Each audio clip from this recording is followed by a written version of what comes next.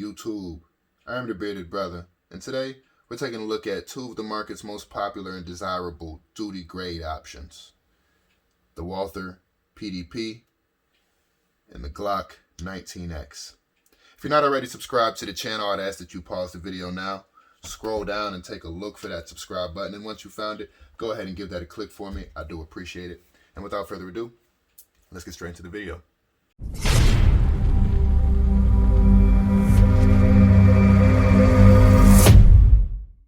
All right, guys, so like I said, we're taking a look at two pretty compelling options here on the desktop today. All right, the PDP and the 19X. All right, and so frankly, if you're here, you're probably interested in one or the other, or you own one or the other and you'd like to know whether or not you made the right choice. Okay, and so we're gonna break this down. We're gonna go through a few categories, kind of looking at piece by piece for these firearms, and again, kind of call out what I might think might be a pro, a con, and at the end of the day, of course, right, let you make your own decision. All right, so general features for these as shipped. All right, and so as we look at these, we'll see that there's some things that have been added, right? We've got a light on both, some additional accessories on the 19X. We're gonna ignore all of those and talk about the features as shipped. All right, so we'll start with the 19X. There pretty much are none. When you purchase a Glock, right? You're getting a Glock, and frankly, you know, you're paying for the fact that it's going to run reliably out of the box. Nothing else is going to be needed, and frankly, I mean, that should be expected for most modern firearms, especially those in this price range or higher. But that's pretty much what you're getting, right? So, what are your features with the 19X? Frankly, the color. Right, the fact that it is this FDE color is unique to other Glocks. I believe it was the first Glocks to be offered in this full frame slide configuration and color matching. You're also getting the fact that this has kind of got a legacy with Glock, right? This firearm specifically was submitted to the modular handgun military trial here in the United States. And so, you know, again, if you want that piece of memorabilia, special Glock gun, and people keep talking like these are going to be discontinued, that's pretty much the feature with that, right? Aside from that, it's basically a Glock 45. You got the, you know, the short slide and the full size 17 grip. Okay, now couldn't be more different with the Walther. Right off the bat, you are getting more at every angle. Okay, literally, right? We can look at them side by side. We're getting more in the way of slide serrations.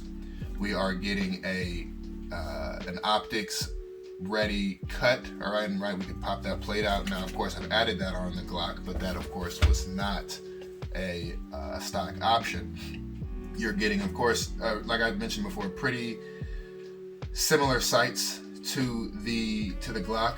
Of course, we'll get into that more in a bit. You're getting a pretty decent grip right out the box, right? And now when I say decent, I mean damn good. This is the best I think you can get without stippling, and you might argue that it's better than having a stipple job. Okay, and while we're talking about more, you do also get one more in the magazine, right? And so there's that to be said. But by and large, right, you are getting a lot more. The trigger in this firearm is quite good. I'll mention that as a feature, but we'll get into that here in a bit. But by and large, as far as what you get out of the box, as far as features, hard to beat, right? Adjustable back straps on both. You do get a few extended magazines with the 19X, so if that's something that you're interested in, that is a plus. But by and large, I would say you're getting more features with the Walther.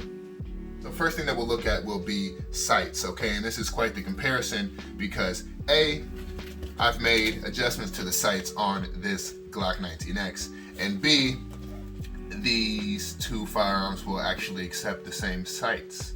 And so, of course, Walther, instead of reinventing the wheel when they came out with this PDP, decided they would kind of adopt the Glock sight pattern. And frankly, it's a great decision. I mean, this far into the game, pistols being this ingrained in the community and in the aftermarket for that matter, it really is a wise idea to try to utilize one of the more popular patterns. We're kind of seeing the same style of choices being made with Hollow Sun, right? Kind of adapting the Trijicon RMR pattern.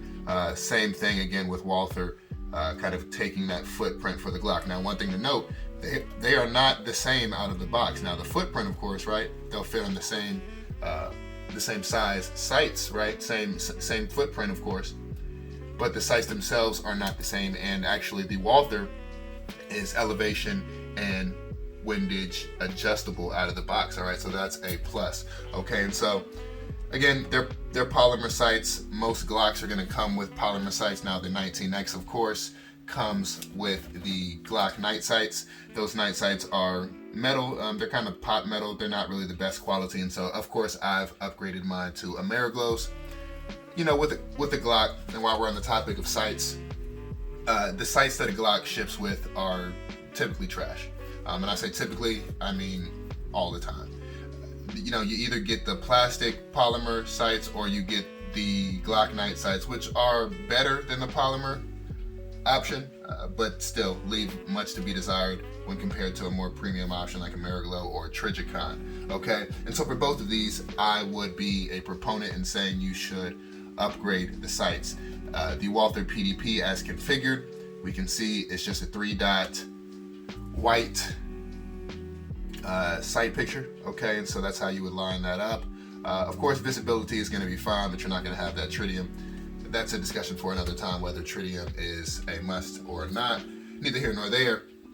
A nice option, and of course with these Ameriglows, I've got the blacked out rear and the black surround tritium front. Okay, so long story short, right, if you've got one of these, it's probably worth upgrading the sights. As far as which one comes with better out of the box, it depends on who you're asking, right? Again, you can swap the two between the two firearms, but the fact that these are elevation and windage adjustable is a fun feature. I would say out of this particular firearm as configured and this particular firearm as shipped, I might be inclined to go with the stock GLOCK night sights, just because they are metal and they are tritium, right? And so that's something that you do not have, at least with this configuration of the PDP.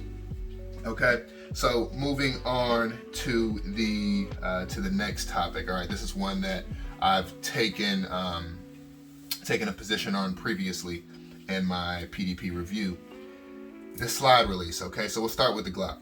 The Glock is quite minimal on its slide release. If you've ever shot a Glock or a Sig Sauer, or frankly read many modern pistols kind of have this same small, low profile slide release, right? This one happens to be ambidextrous, so it works, of course, with the left hand as well, which is quite nice. That's a nice feature out of the box. Okay, and so I like these slide releases. I haven't felt the need to upgrade to a kind of an extended one, but that is something that is an option with the Glocks, right? But a pretty standard slide release, right? Low profile. You either like it or you don't. But for me, I have no problem actuating that again with either hand. Okay, so that's that. All right. One other thing I'll point out on the Walther, right? We do have ambidextrous slide release, and frankly, this slide release feels great. It's extended, as we can see here, right? This whole bar here is that slide release. So it is very easy to manipulate. The one thing I will say about that is, as I grab this firearm and I'm taking an aiming position, if you will, right, with my grip, right, I kind of take that modern high and tight thumbs forward grip. I find that I'm pushing up on that slide release or locking it down, and either that just means that either the slide's locking back when it shouldn't, or it's not locking back when it should. So that's a learning curve thing, frankly, right? Just a matter of practice, but I figured I would mention it. Okay, and so what do we have here next? Another category worth mentioning here. I'm gonna call it ergonomics and grip. Okay, frankly, right, we can look at these just under the light. I don't even need to pick them up, and I imagine you can tell which one I'm gonna say has the better grip. And frankly, Walther is known for their ergonomics. They lock this down every time, and the PDP is no exception. The grip, frankly, it feels too good. You know, once you pick it up, and you really don't want to put it down. And when I say the grip, I mean I'm just talking about the ergonomics. I'm not even touching on the grip texture. Okay, so when you pick up a Glock by comparison, now of course this is, you know, there's a no, what you might call a no finger grooves model, and that's again going to be a personal preference. But the difference is night and day, right? I feel a lot more agile for what it's worth with this in my hand. I feel like I have a tighter, more controllable grip over the firearm, and this is my non-dominant hand, so that's saying something. Okay, not to say that the Glock has a bad grip at all. I mean, people have come to love and train extremely proficiently with Glocks, but that's just something to be said, right? The ergonomics for or between the two is night and day. The PDP takes the cake, in my opinion, all day. The fact that they have these interchangeable back straps is nice. But again, I think that the PDP, even with or without those additional back straps, is the winner, okay? Let's move on to size and weight, okay? So I've got a scale here. And we're gonna weigh the two of these right here, right now. And we'll do them without their WMLs, okay? So we're gonna weigh these. I'm gonna take the mags out as well. Try to make it as fair as possible since I have modified the Glock a bit. All right, and we will turn this on. I'm gonna switch it to ounces here. Let's make sure we tear that. All right, and we'll do it Walther first, 21.5 ounces. And let's do it the Glock, 21.65 ounces. So for what it's worth, a little bit heavier on the Glock side. Okay, now that we've got the lights off of the pistols, all right, we're gonna get into takedown, right? We've already taken the magazines out.